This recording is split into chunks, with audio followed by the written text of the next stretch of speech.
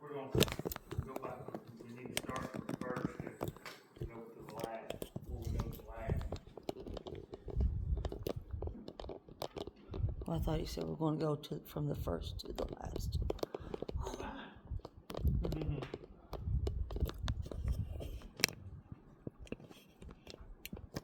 No, I was sitting there, this kinda hit me the other night, the other day. I was laying there, and I was looking up, laying on the bed, and I was laying there, and I was looking up, we got these light fixtures, and they're glass, and they look like, kinda like they're broke, but they're not, you know? And, I sit there, and I was like, how did they do that? I mean, how, you know, and I was like, it's just, you know, who come up with this idea, and how did they come up with this idea, and how did they do this? But then I got thinking of this, he run off, my mind started off on the deal. I'll get you there. Trust me, I'll what you do. Okay, Genesis 1:1. In the beginning, God created the heavens and earth.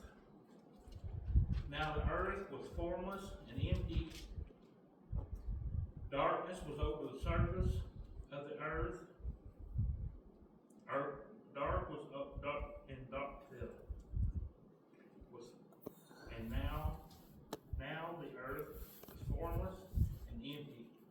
Darkness was over the surface of the deep, and the Spirit of God was hovering over the waters. And God said, let there be light, and there was light. And God said light was good, and he separated the light from the darkness. And God called the light day, and the darkness night. And there was evening, and there was morning, the first day. Now, before this, there was nothing. There was nothing. Just God sitting up here in heaven. And there was nothing. And God just sitting around, he's like, I'm going to form earth. I'm going to form something. No solar system, no nothing. Can you imagine we would have nothing, no vehicle, no nothing. God had a hand in everything that we have. Mm-hmm. We wouldn't have a concrete wall. We wouldn't have a church pew. We wouldn't have a Bible. We wouldn't have anything. Mm-hmm. If God just said,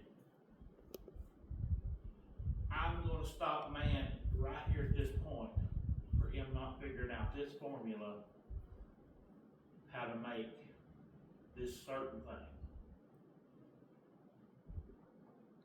I don't want him to get any smarter than this right here.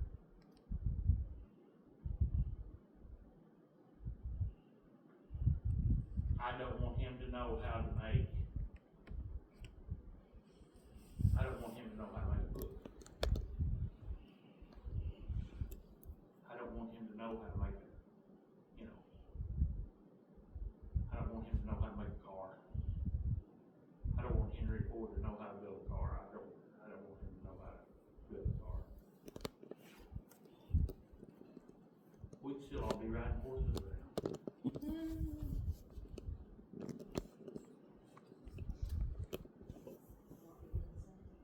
And walking in sand. If we knew how to make them. If we knew how to make them. I mean, seriously. I mean, we could be back walking around like Neanderthals. I mean, we could be. It's just amazing that God has that power to stop us at that one instant. And people think that they have so much power, and scientists think that they have so much knowledge that they're just so smart. And my grandpa used to sit there and he used to watch these shows on these scientists, and I used to get a kick out of him sitting there watching these shows. And he'd really get watching these shows, and he'd say, you just sit over and watch him sitting there shaking his head at us. You know, 'cause you just see the little wheels turning in his head, because he'd be sitting there going, that ain't work, that ain't right. Because you know he was sitting there thinking, God can stop you anytime. You know? And it's amazing to think that there are millions and billions of animals out there and bugs out there that we haven't even noticed yet. You know.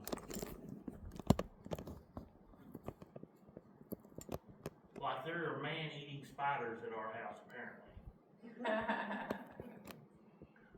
There are spiders at our house that are that big around.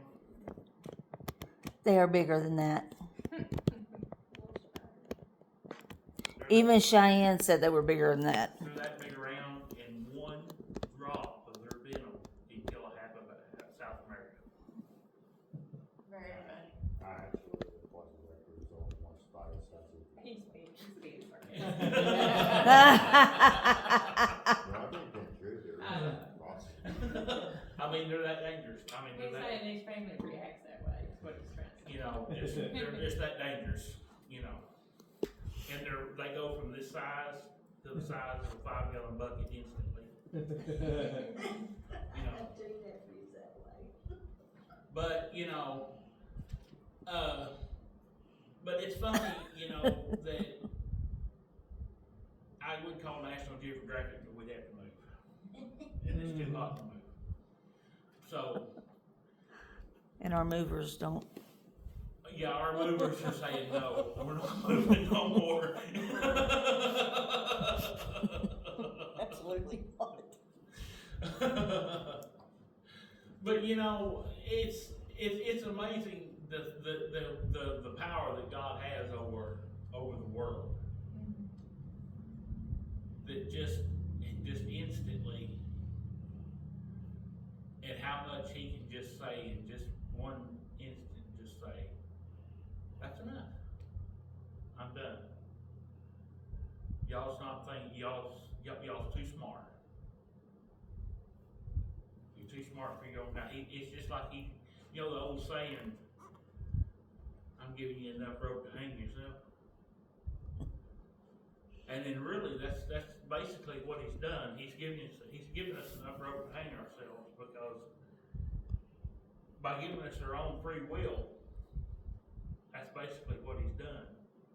He gives you your own free will to choose whether to follow Him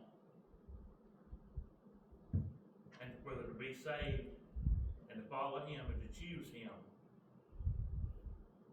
or to not follow Him.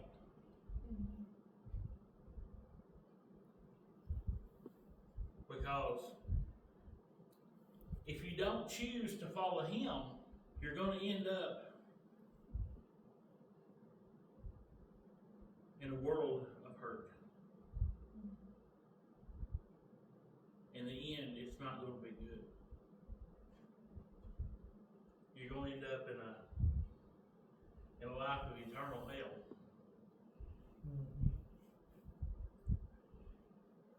Or you're on Judgment Day, you're going to end up being separated from all your loved ones that's saved, been saved, baptized, and gets to spend eternal life in heaven, compared to spending a lifetime of glory and peace in heaven with Him and serving Him. You're going to end up down in the lake of fire, and that's some place that we don't want to be. But you know, it would be a bad decision to say that when you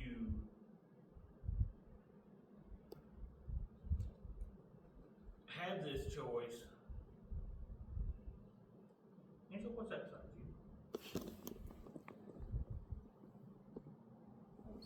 Okay. Well, I'll say no.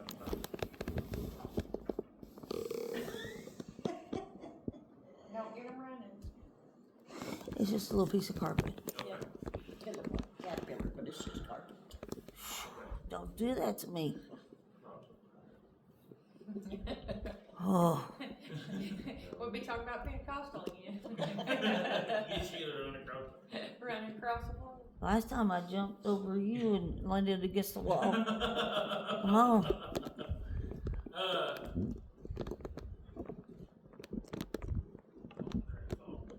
When you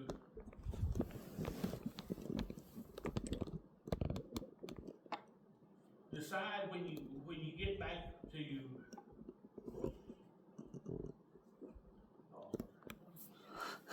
Go back to the beginning. In the beginning. no, if you go back and you make your decision, you've got to make your decision whether you want to be where you want to be. Do you want to be with you want to be with your loved ones, or you want to be with your, and that's where you gotta be. And you know that everybody's got, Betsy's trying to kill the target with their time now. You're getting me more distracted, Betsy. I'm sorry, it was a bug.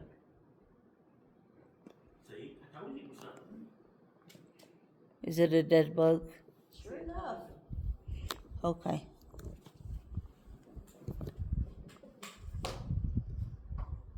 He's still living.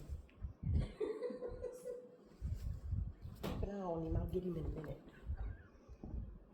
Anyway. Okay, he's gone. He's mushed. Okay. Okay, we got We the got rid of the circle. bug. The bug went to heaven. Rid of the bug to heaven. We don't know that. Probably not. We don't know. Okay. But you got to make your decision if you, where you want to go. If you don't want to go, if you don't want to end up with your life being nice and toasty, you better make the right decision. You better really live the right life. Because if not, it's gonna be an awful long, hot life, and if you think this is hot outside, I think it gets a little bit hotter down there.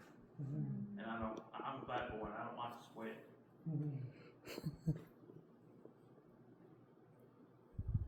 And I don't mean that just be funny, but I'm serious. I love I say this every time I preach, that I love every one of you, and I really mean every one of you, and I pray every night for my church and my family and every one of you, my church family and every one of you. But I pray that everybody that I know and I love goes to heaven, but I can't pray you to heaven.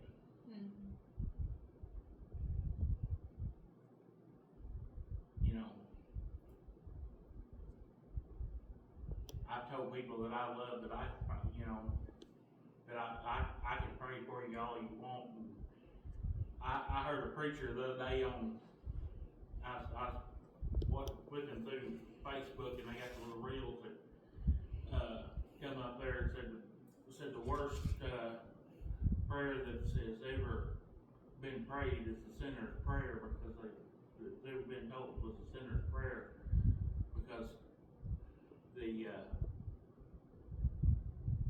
everybody that says it,